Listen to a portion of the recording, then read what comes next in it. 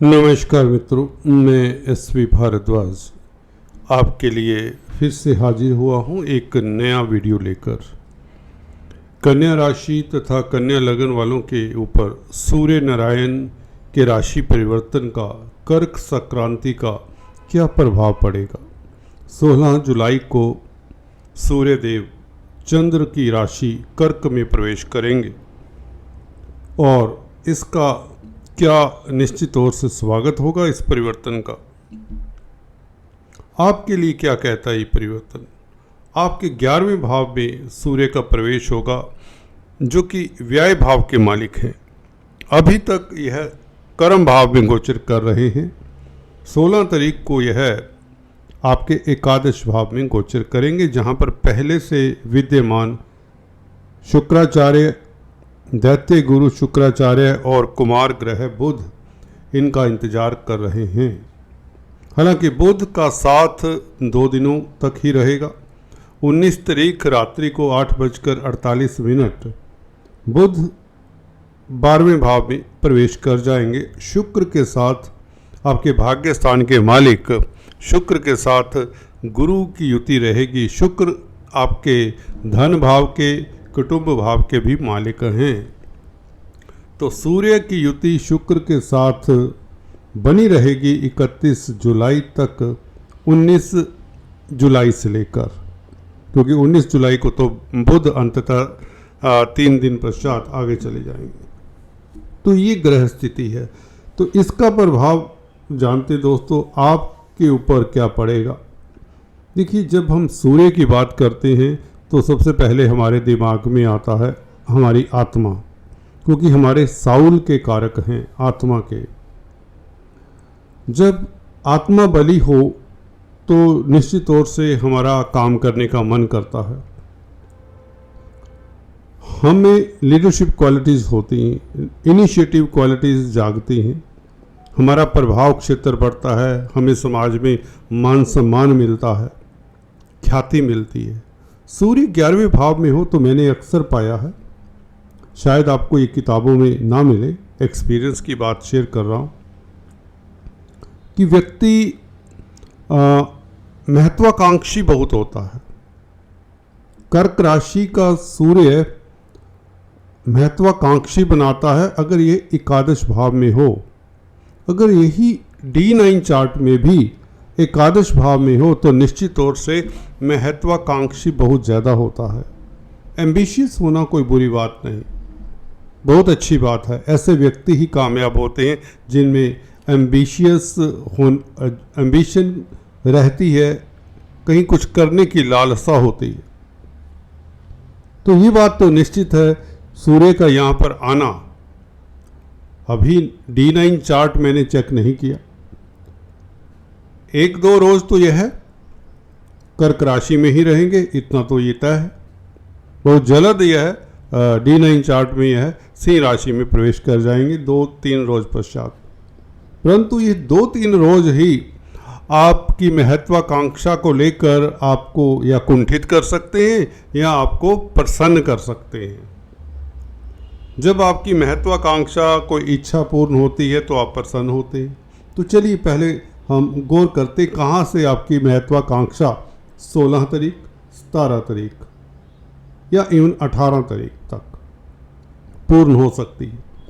देखिए, 12वें भाव का मालिक 11वें भाव में जाएगा तो खर्चा करवाएगा, व्यय का मालिक है। 11वां भाव इनकम का है तो इनकम का व्यय हो जाएगा, ऐसा हमें समझना चाहिए। क्या ये ऐसा ही होगा? शुक्र भी साथ में, जो कि लंबी यात्राओं के मालिक हैं, भाग्य के मालिक हैं, 9th लॉर्ड। देखिए, 9th लॉर्ड और 12th लॉर्ड सिटिंग टुगेदर, हालांकि बुध भी साथ में होंगे जो कि आपके राशिपति हैं, कर्म भाव के मालिक हैं। तो ये शुक्र और बुध तो धर्म कर्माधिपति राजयोग बना ही रहे हैं, परंतु 19 तारीख तक बनाएंगे ना। 19 तारीख तक तो स्थितियाँ बहुत अच्छी रहेंगी। जब तक ये धर्म कर्माधिपति राजयोग है बहुत बेहतर है। जब आगे चले जाएंगे बुध, तो मैं डिस्कस करता हूँ कि सूर्य का क्या। इस वीडियो से हम बात करने की कोशिश कर रहे हैं सूर्य के प्रभाव की। तो सूर्य का क्या प्रभाव, जैसे कि मैं बता रहा था, आप महत्वाकांक्षी होंगे और ये 2-3 दिन खास रहेंगे। आप व्यय बहुत कर देंगे। अगर तो आप बिजनेसमैन हैं तो आपके लिए बहुत अच्छा समय है। आपको कोई मौका मिलेगा क्या, इन्वेस्ट करने का। कोई पार्टी आएगी, है ना, कोई प्रपोजल आएगा आपके पास, कोई आपको मौका मिलेगा कि आप अपनी पूंजी यहाँ पर लगा सकते हैं। आपके पास काफ़ी अगर धन है तो आपके लिए 16, 17 और 18 तारीख ये बहुत अच्छे मौके देने वाले दिन हैं। उसके पश्चात शायद इतना अच्छा समय ना मिले, क्योंकि बुध का जैसे ही राशि परिवर्तन होता है बुध स्वयं 12वें भाव में चले जाते हैं। 12वां भाव विदेशों का है, तो विदेशी कामकाज करने वालों के लिए कुल मिलाकर देखिए 31 तारीख तक समय अच्छा रहेगा, क्योंकि लग्नेश का 12वें भाव में बैठना तो विदेशी संबंधों से आपको सफलता मिलती है, एक्सपोर्ट इंपोर्ट के कार्यों से आपको सफलता मिलती है। अकल्ट विद्याओं से 12वां भाव कहीं ना कहीं अध्यात्म से, अकल्ट विद्याओं से जुड़ा हुआ है, आपकी हॉबीज से जुड़ा हुआ है। आप अगर क्रिएटिव व्यक्ति हैं तो इस अवधि में लिख सकते हैं, कुछ क्रिएट कर सकते हैं। कोई चित्रकार हैं तो पेंटिंग बनाएं। आपके पास खुला समय होगा, आपको एक आज़ादी होगी कुछ भी करने की। भाग दौड़ की ज़िंदगी से आप थोड़ी देर के लिए आपको समय सुस्ताने का मौका देता है। घर परिवार की रिस्पॉन्सिबिलिटीज़ तो होती हैं, परंतु आपको इस अवधि में घर परिवार के जो सदस्य हैं आपको इतना तंग नहीं करेंगे, आपको फ्री थोड़ा छोड़ देंगे, ऐसा समझे। या यूँ कहें आपके पास समय होगा अपने साथ बिताने का। बहुत अच्छी बात है। भाग दौड़ की ज़िंदगी में व्यक्ति को अपने लिए ही समय नहीं मिलता। कभी वह बच्चों के लिए काम कर रहा है ना, कभी वह ऑफिस के लिए काम कर रहा है, अपने खाने पीने तक का समय नहीं है, अपने लिए अपनी बॉडी को देखने का समय नहीं है, अपनी हेल्थ का ख्याल रखने का समय नहीं है। किसी को मैंने अक्सर देखा है जो व्यस्त होते हैं उन्हें तो खाना टेबल पर मिल जाए तो ठीक है, नहीं तो खाना ही नहीं समय पे खाते। तो ये आपके लिए समय बहुत बेहतर है। इसमें आप हेल्थ का ख्याल रखेंगे, अपनी आत्मा का ख्याल रखेंगे, अपने शरीर का ख्याल रखेंगे और आत्म अवलोकन भी करेंगे। जो दुविधाएं हैं, मन कहाँ भटक रहा है, मन कहाँ भटक रहा है उसको तलाशेंगे। या यूँ कहें आपका स्पिरिचुअल अपलिफ्टमेंट, एक वर्ड है ये, इनलाइटनमेंट कहें, आध्यात्मिक तरक्की की ओर ये बुध आपको लेकर जाता है 19 तारीख से। सूर्य क्या कर रहे होंगे 11वें भाव में। 11वें भाव में सूर्य देखिए एक बहुत स्ट्रॉन्ग प्लैनेट है। यहाँ पर 10th हाउस हो, 9th 10th 11th तीनों में ही मैंने देखा सूर्य स्ट्रॉन्ग ही होते हैं। 11वें भाव के सूर्य तो विरासत भी दिया करते हैं। अगर आपकी कुंडली में सूर्य 11वें भाव में है तो आपको विरासत में कुछ ना कुछ मिल जाया करता है। पिता आपके ज़्यादातर अच्छे खासे स्टेटस वाले हो सकते हैं। हाँ, दूसरे कॉम्बिनेशंस नेगेटिव प्रभाव ना हो सूर्य के ऊपर, शनि की दृष्टि खासकर नहीं होनी चाहिए या शनि की युति ना हो। तो सूर्य यहाँ पर आपको विदेशों से लाभ दे सकते हैं, अजनबियों से लाभ दे सकते हैं। कोई अजनबी व्यक्ति आपकी ज़िंदगी में गाहे बगाहे वैसे ही आपकी ज़िंदगी में प्रवेश कर जाता है तो उसके साथ आपका इमोशनल एक नाता हो जाएगा, इमोशनल नाता।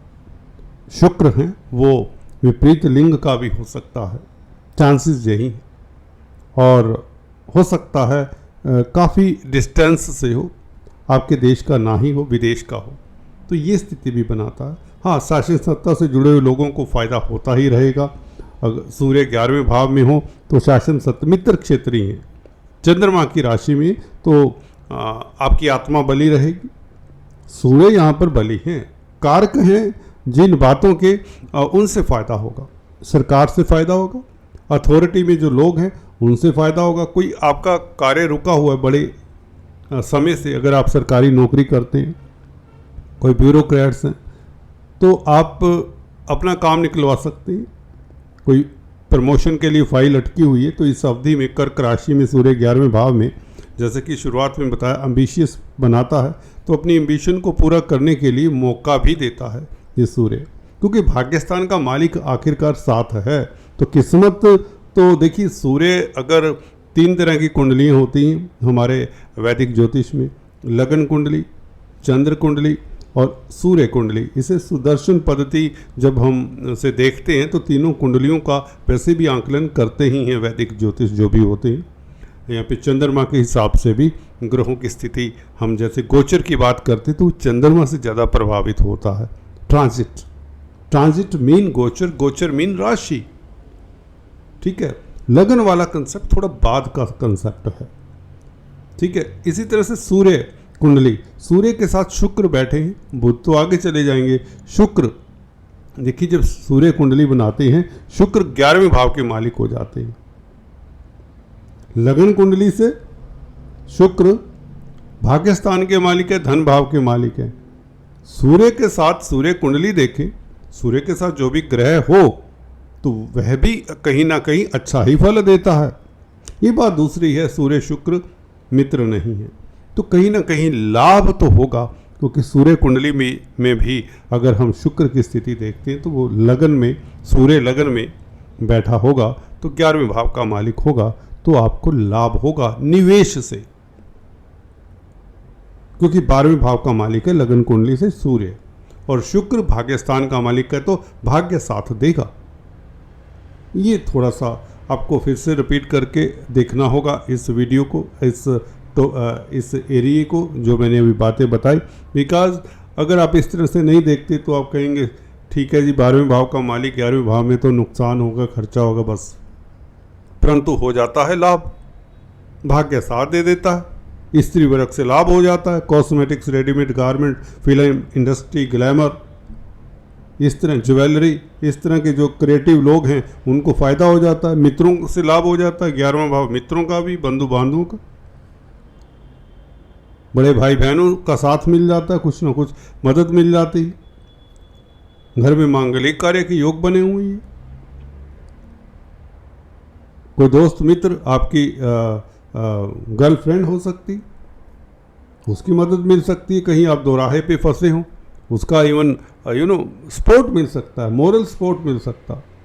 तो ये बहुत अच्छा योग है। परंतु मुंडेन एस्ट्रोलॉजी जो हम साधारण बात करें तो यहाँ पर सूर्य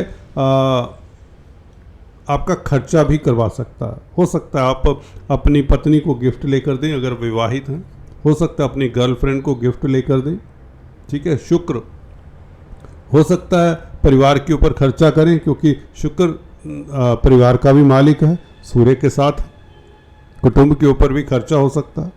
कुटुंब में गेस्ट आ जाएं, मेहमान आ जाएं तो भी खर्चा हो सकता है ना। तो कुछ इस तरह की चीज़ें हो सकती हैं। अच्छे अच्छे व्यंजनों का भोग करने के लिए आप होटल्स में इन दिनों घूमें ज़्यादा तो भी खर्चा होता है। नए नए परिधान परचेज करें खुद के लिए, अपने फैमिली के लिए, तो ये खर्चों के योग है। फैमिली लाइफ यानी कि आपका काफ़ी एक्टिव रहेगा। आप कुछ दिनों के लिए 16, 17, 18 इवन 31 तारीख तक एंजॉय करेंगे। और इस बीच अगर आप विवाहित हैं तो स्पाउस की सेहत का ख्याल रखें। हालांकि शुक्र लक्ष्मी योग भी बनाते हैं। धन भाव का मालिक 11वें भाव में हो तो अपने आप में लक्ष्मी योग भी बनता है, तो धन तो आ ही जाएगा खर्चों के बावजूद भी, तो इनकम तो होती रहेगी। इसमें ये संतोषजनक बात ये है कि हमें इनकम का ग्राफ नीचे जाता हुआ नहीं दिखता।